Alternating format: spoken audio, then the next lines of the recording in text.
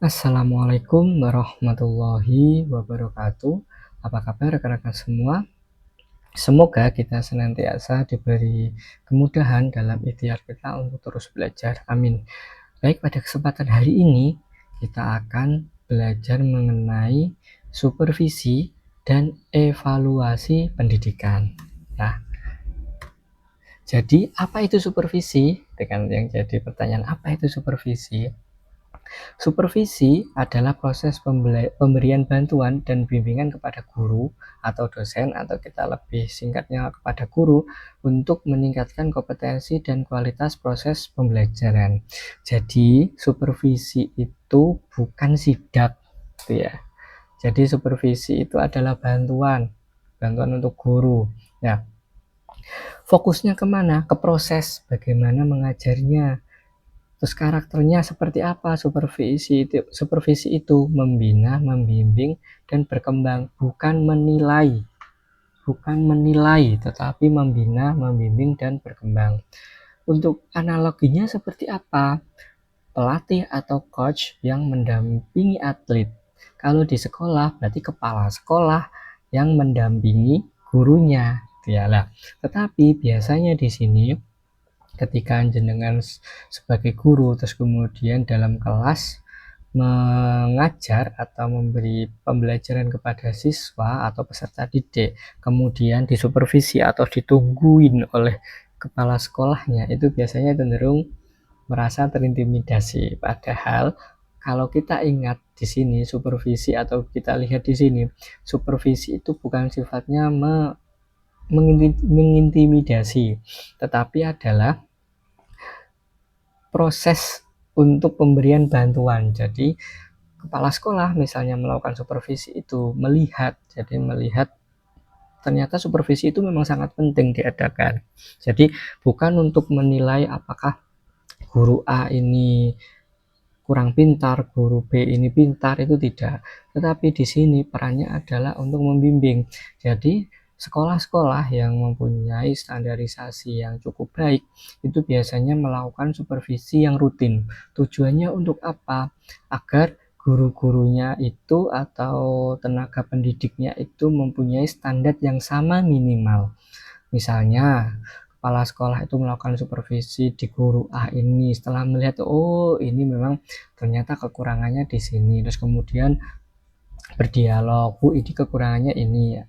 Terus agar apa? Agar tidak terjadi kesenjangan atau perbedaan antara model pembelajaran yang terutama yang sifatnya itu adalah esensial, penting, atau menjadi ciri khas yang ada di lembaga tersebut. Tujuannya adalah itu, bukan untuk menilai guru A, guru B baik dan buruk, itu tidak, tapi tujuannya adalah untuk mendampingi dan memberikan bantuan agar pembelajaran di kelas itu menjadi lebih baik dan secara umumnya itu bisa mempunyai standar yang sama antara guru satu dan guru yang lainnya, itu ya.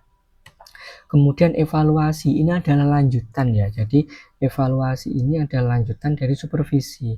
Kalau evaluasi ini adalah proses pengumpulan data dan informasi untuk mengukur tingkat keberhasilan suatu program atau proses pendidikan. Itu ya. Tapi di sini tidak hanya yang dilihat, tidak hanya satu supervisinya saja, tapi evaluasi ini kemarin kan kita kalau membahas mengenai manajemen pendidikan itu kan, atau manajemen pembelajaran itu kan ada rangkaiannya, mulai dari SDM-nya, perencanaan, pengorganisasiannya, kurikulumnya, dan yang lain termasuk supervisi ini. Kemudian dari evaluasi ini adalah muara atau akhir dari atau ending dari semua kegiatan itu. Setelah kegiatan itu semua dilakukan, kemudian itu akan dievaluasi apa yang kiranya kurang, apa yang kiranya perlu ditambah, apa yang kiranya sudah mencapai target, apa yang kiranya itu perlu dikembangkan lagi ya. Fokusnya kalau evaluasi itu menghasil.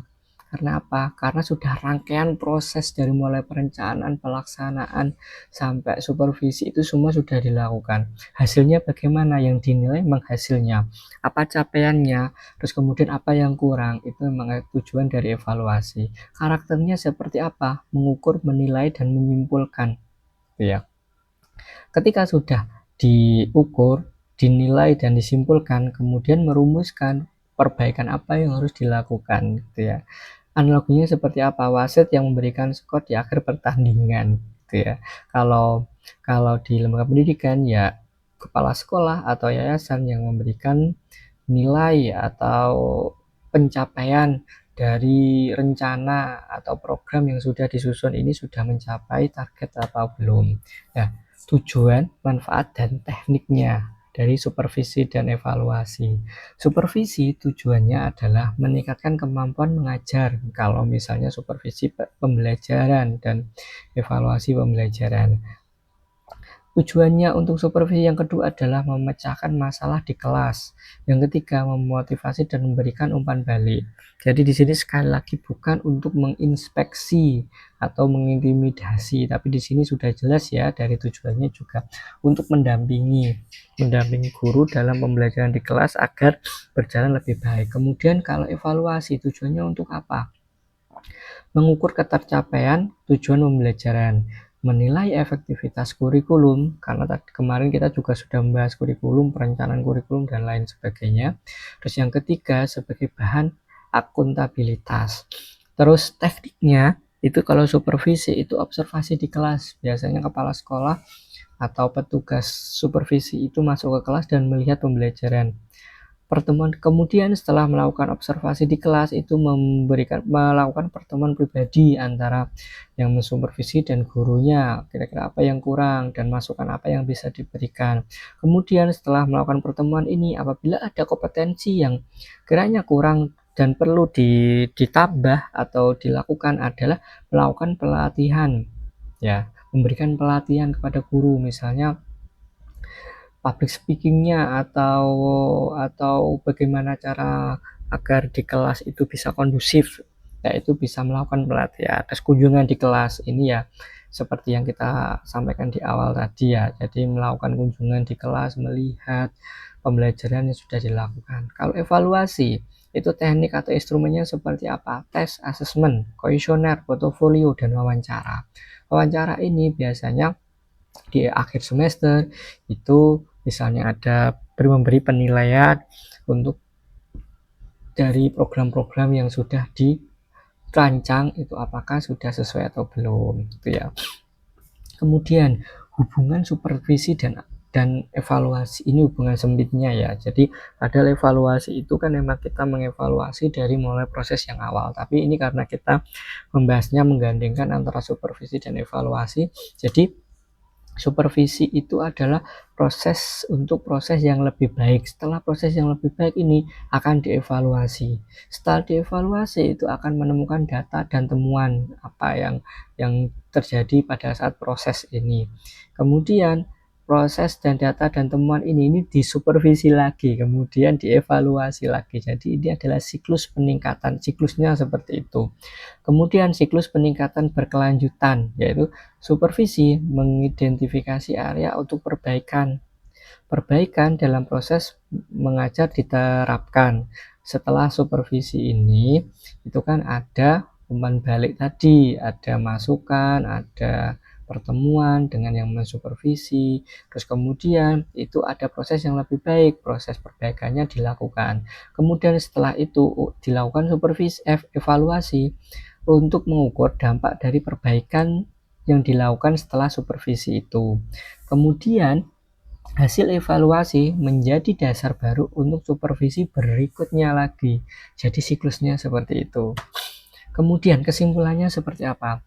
Supervisi dan evaluasi adalah suatu sisi dari mata uang yang sama dalam jaminan mutu pendidikan. Supervisi tanpa evaluasi, tanpa arah yang terukur. Jadi misalnya adanya supervisi tanpa adanya evaluasi itu seperti tidak ada ujungnya, tidak ada ukurannya, apakah ini berhasil atau tidak, itu tidak ada ukurannya. Kemudian evaluasi tanpa supervisi hanya data tanpa tindak lanjut, karena misalnya kita hanya menilai saja tanpa adanya supervisi, kemudian ada arahan perbaikannya, ya percuma saja, seperti kita menilai sesuatu yang tidak kita perjuangkan gitu ya. Keduanya adalah siklus yang tak terpisahkan untuk menciptakan pembelajaran yang efektif dan bermutu. Jadi akhir atau tujuan dari supervisi dan evaluasi tidak hanya supervisi dan evaluasi, tapi semua rangkaian yang kita pelajari dari mulai awal, pertemuan awal sampai saat ini, yaitu evaluasi ini, tujuannya adalah untuk menciptakan pembelajaran yang efektif atau mutu pendidikan, meningkatkan mutu pendidikan dan pembelajaran. Kiranya itu yang bisa saya sampaikan. Semoga apa yang kita pelajari hari ini memberikan manfaat untuk kita semua. Sekian dari saya. Assalamualaikum warahmatullahi wabarakatuh.